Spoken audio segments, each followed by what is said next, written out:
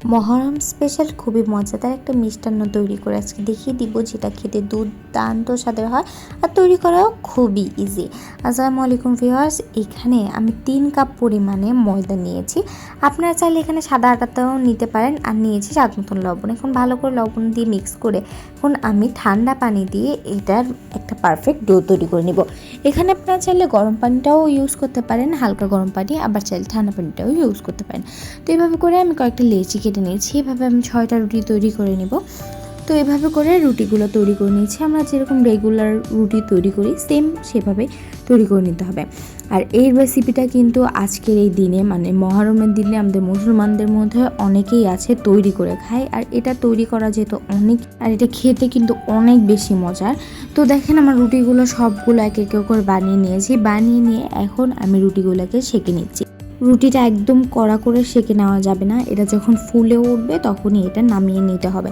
তো এইভাবে করে আমি সমস্ত রুটিগুলো সেঁকে নিব।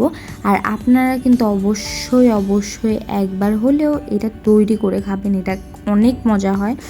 আর ইজি যেহেতু অনেক, এটা যে কেউই তৈরি করে নিতে পারবে। খুব বেশি লং প্রসেস না, অনেক শর্ট প্রসেস এটা তৈরি করা যায়। তো এভাবে সমস্ত রুটিগুলোকে সেঁকে নিচ্ছি। আর সেঁকে নেওয়া হয়ে গেলে এখন আমি রুটিগুলোকে ছিঁড়ে নেব হাত দিয়ে ছোট ছোট করে। এটাকে গরম অবস্থায় ছিঁড়তে হবে, আর গরম অবস্থাতেই কিন্তু পুরো প্রসেসটা করতে হবে, না হলে কিন্তু রুটি শক্ত হয়ে গেলে আর এইটা যেভাবে তৈরি হয় সেটা হবে না। তো এখন আমি চিনি দিয়ে নিচ্ছি। চিনি দিয়ে হাত দিয়ে এরকম চেপে চেপে এটাকে আমি চিনির সাথে মাখিয়ে নিচ্ছি।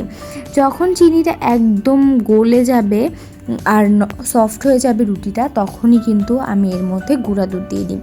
গুঁড়া দুধ দিয়ে আমি আবারও মাখিয়ে এর মধ্যে দিয়ে দিয়েছি ঘি। আর এর কিন্তু মূল উপাদানটাই ঘি। আর এখানে দিয়েছিলাম একটু পরিমাণে এলাচের গুঁড়ি। এলাচের গুঁড়িটা দিলে স্বাদটা অনেক বেশি ভালো লাগে, খেতেও অনেক মজা লাগে। আর ঘিটা কিন্তু মাস্ট এখানে ইউজ করতেই হবে, ঘি ছাড়া কিন্তু এটা একদমই হবে না। ঘি একটা ফ্লেভারের সাথে মিক্স হয়ে এটা খেতে আরও বেশি মজার হয়। তো এটা কিন্তু তৈরি করা একদম হয়ে গিয়েছে। আর এটা গরম গরমই খেতে অনেক মজা, নাইলে কিন্তু এটা শক্ত হয়ে যাবে। তো আমি উপরে একটু ডেকোরেশন করে নিয়েছিলাম। আর আজকের রেসিপিটা কেমন হচ্ছে অবশ্যই কমেন্টস করে জানিয়ে দিবেন, ভালো লাগলে একটা শেয়ার করে দিবেন।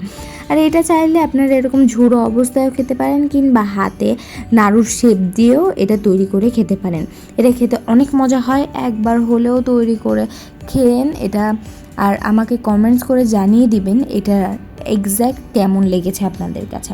তো এই পর্যন্ত সবাই ভালো থাকবেন, সুস্থ থাকবেন। নতুন কোনো রেসিপি নিয়ে আবার সামনে হাজির হব। আল্লাহ হাফেজ।